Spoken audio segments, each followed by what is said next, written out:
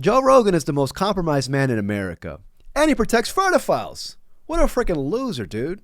But that's my job. I don't know how many conversations I'd be having with people who I was politically opposed to or ideologically opposed to or just didn't see eye to eye with them and wanted to know how they think. I don't know how many opportunities I would ever even get to do that. What you're doing is so important. And now, there's 1,000 people imitating you. Many really good podcasts. So Rogan recently had RFK Jr. on the pod, and he failed to mention anything about Epstein throughout the entire 2.5-hour pod. And what makes it weird is that Rogan has been talking about the Epstein files with all of his recent guests. He even talked about the Epstein files with Donnell Rawlings.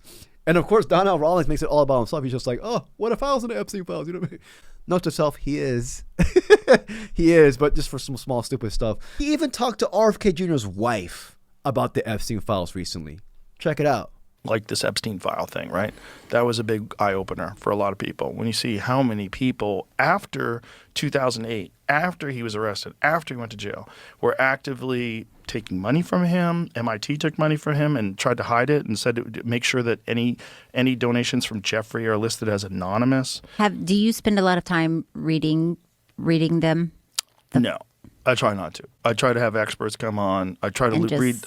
You can't change it. Yeah. And it'll fuck with your head. Yeah, it's like toxic. You will really get. It'll stick with and I know I've tried not to.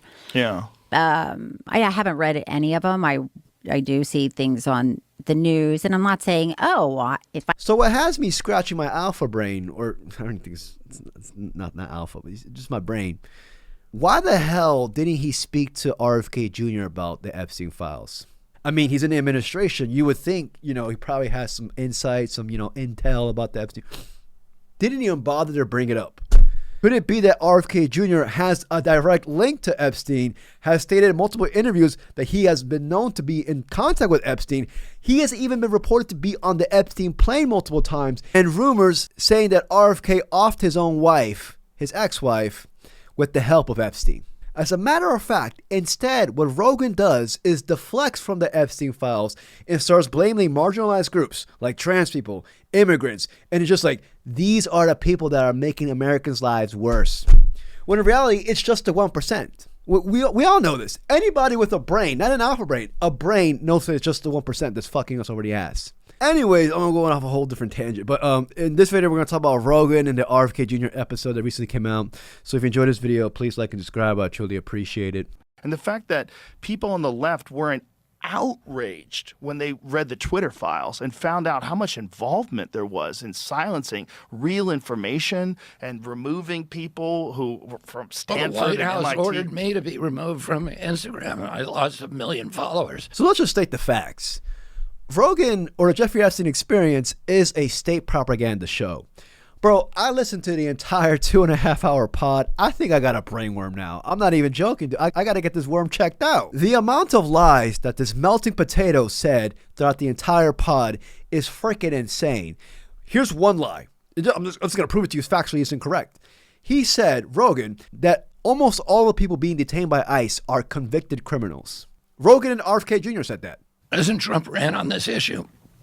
He ran that he's going to enforce it and deport, particularly the bad people.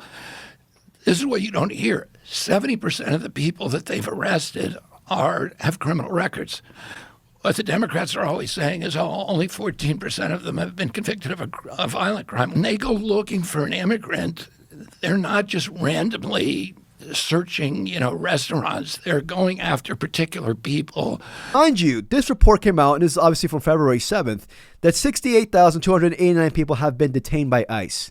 Of those 68,000 people, 73.6% have no criminal convictions whatsoever. And as a matter of fact, many of those who are quote-unquote convicted criminals are labeled by that just because they have a traffic citation. So I don't know about you guys with your definition of convicted criminal, but I would much rather hang around with a dude with a speeding ticket and a dude who offed his own wife. I don't know, FRK. But it has me thinking, what the hell is Jamie used for? Isn't Jamie supposed to correct them in every single thing? Did you see what they just did to the guys that won the Super Bowl? Do you see the jock tax? Yeah. Jamie, you see the jock tax? Yeah, it's not a new thing though. I understand. It's not? I understand, but but it's specific to California. Yeah, and but this jock tax in California, some of the players lost money playing in the Super Bowl. That's not They had to true, pay. though. Oh no, it is true. I don't think so. No, it is true. I went it through AI last night. I don't. No, it was in. They pulled it up on Grok, I know. and people analyzed it, and it's based. No, Jamie.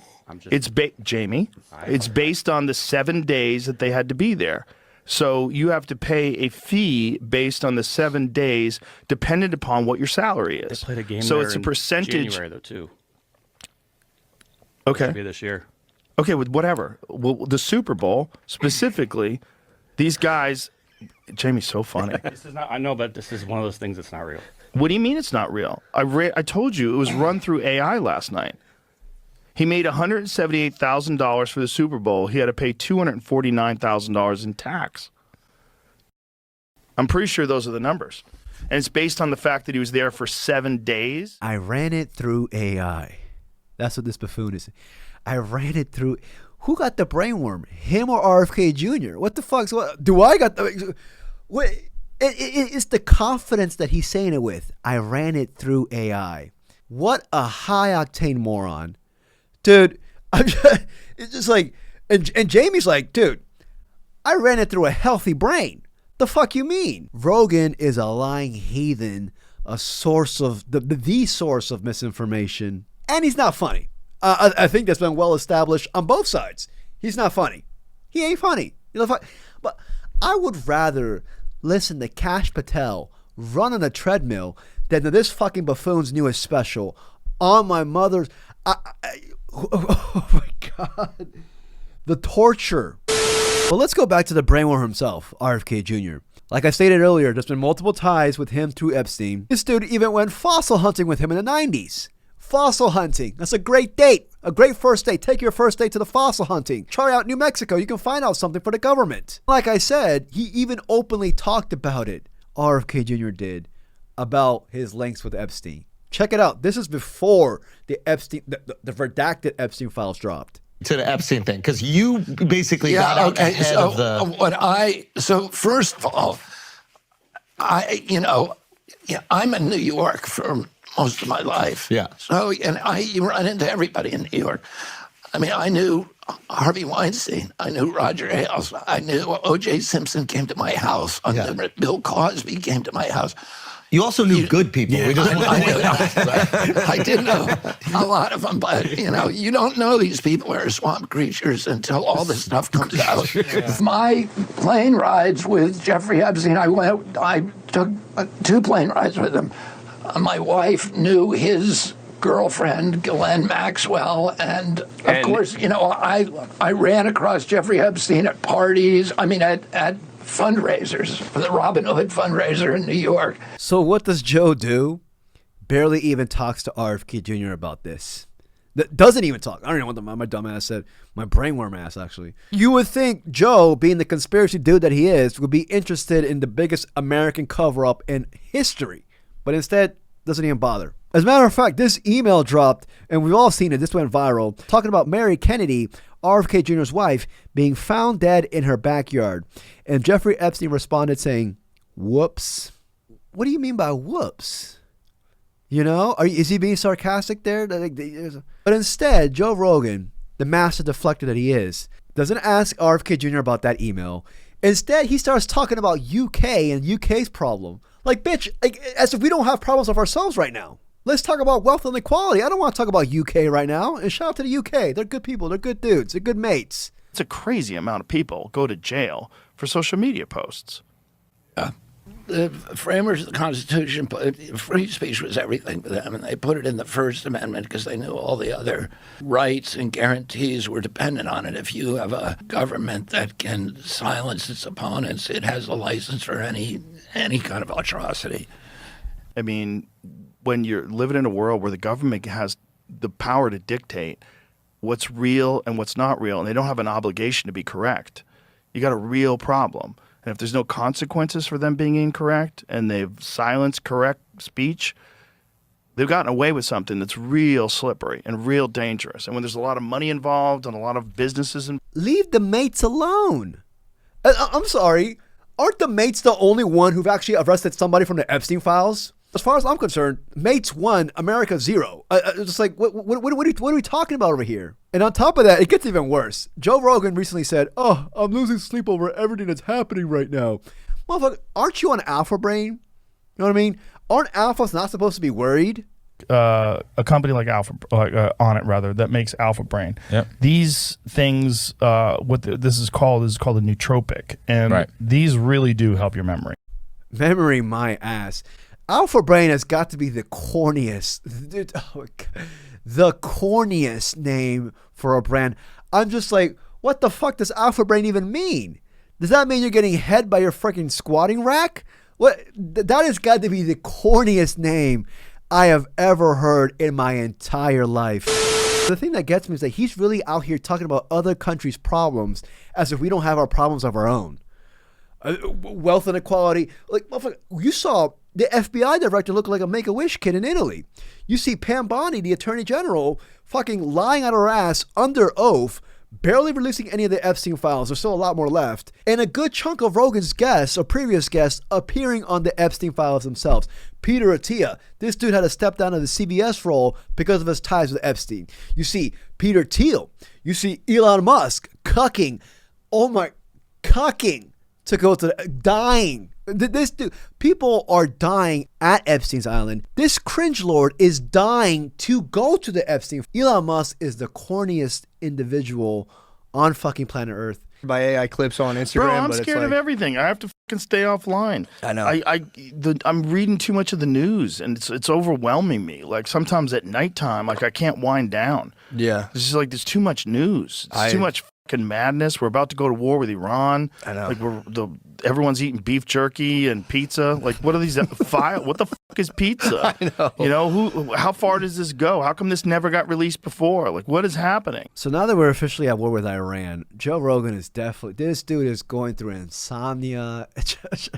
You know what I mean? And also, I want all of MAGA to sign up for the war with Iran. All of y'all. Aren't y'all like, don't be pussies. Don't be a puss. Don't be a puss. Go be patriotic for all of us.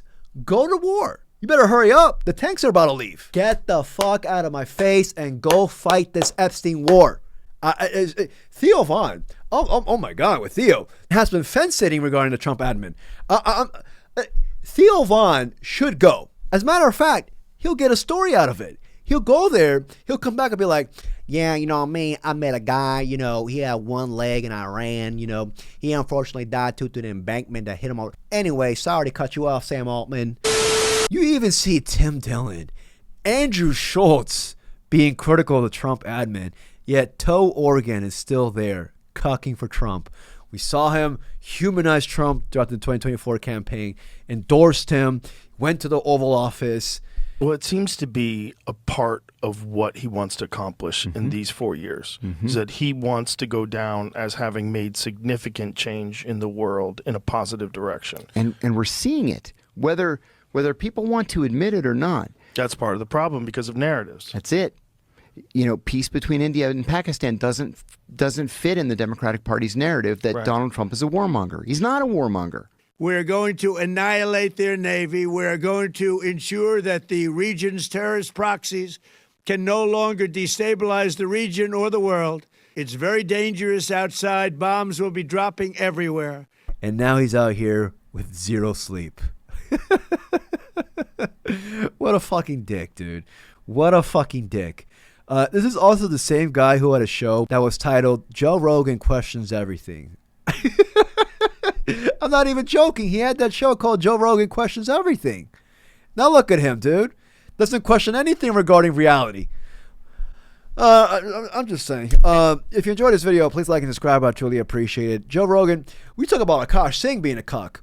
Joe Rogan is the most cucked man in America. The most cucked man in America.